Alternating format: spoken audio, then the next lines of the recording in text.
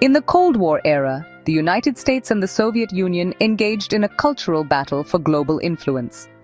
The United States jazzed up its cultural exports, from Elvis Presley to American football, while the Soviet Union promoted its own brand of socialism. The battle for global influence wasn't just fought on the military front. It was also fought through culture, education, and ideas. And in this realm, soft power reigned supreme.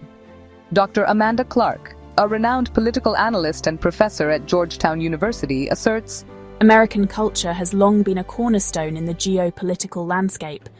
The global appeal of Hollywood films, the influence of American music genres such as jazz and hip-hop, and the widespread popularity of American technology and fashion have all contributed to the United States' ability to project its values and ideals globally.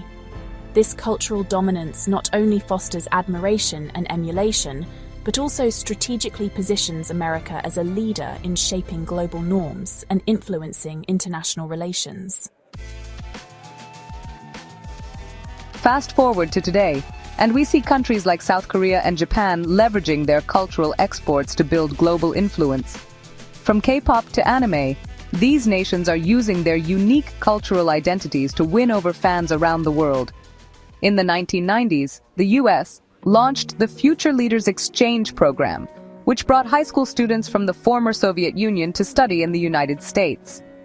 This initiative not only fostered cultural understanding, but also created a new generation of leaders who were more sympathetic to American values. Dr. Emily Watson, an expert in international relations and professor at Harvard University, emphasizes the significance of initiatives like the Future Leaders Exchange program in American political discourse. Programs such as the Future Leaders Exchange are crucial for fostering cross-cultural understanding and creating a network of globally minded leaders. By immersing young individuals from diverse backgrounds in American culture and values, these programs help to build bridges and promote mutual respect. This, in turn, strengthens diplomatic ties and enhances the United States' soft power, allowing it to achieve foreign policy objectives through collaboration and goodwill rather than coercion.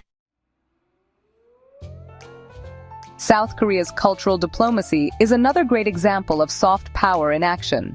In the 1990s, the Korean government launched a concerted effort to promote Korean culture globally, from K-pop to drama to cuisine.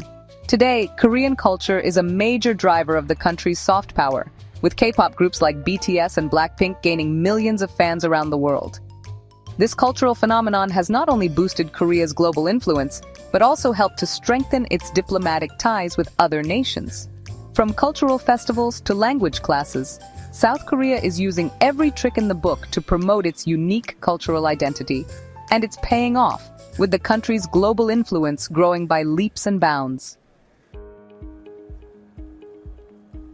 The implications of soft power on international relations are far-reaching. By leveraging their cultural, educational, and economic assets, countries can achieve their foreign policy goals without relying on military force. In an era of rising nationalism and great power rivalries, soft power is more important than ever. It allows nations to build bridges, foster cooperation, and promote mutual understanding, all without firing a shot. Countries like China, Russia, and the United States are already investing heavily in soft power initiatives, from cultural exchange programs to international aid efforts. And the results are clear.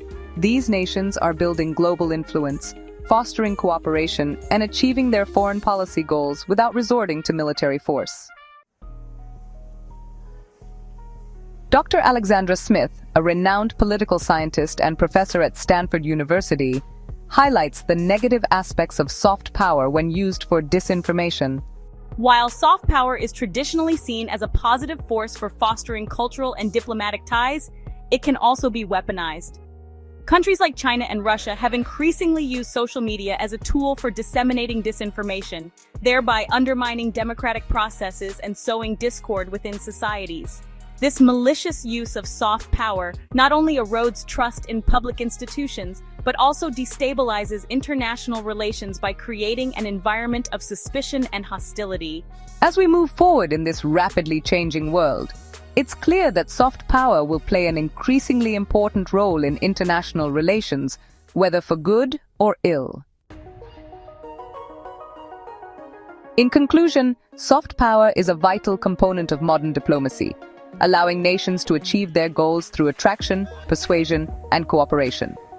From cultural exchange programs to international aid efforts, soft power is shaping the way nations interact with each other and build global influence. Thanks for watching, and don't forget to share your thoughts on soft power in the comments below.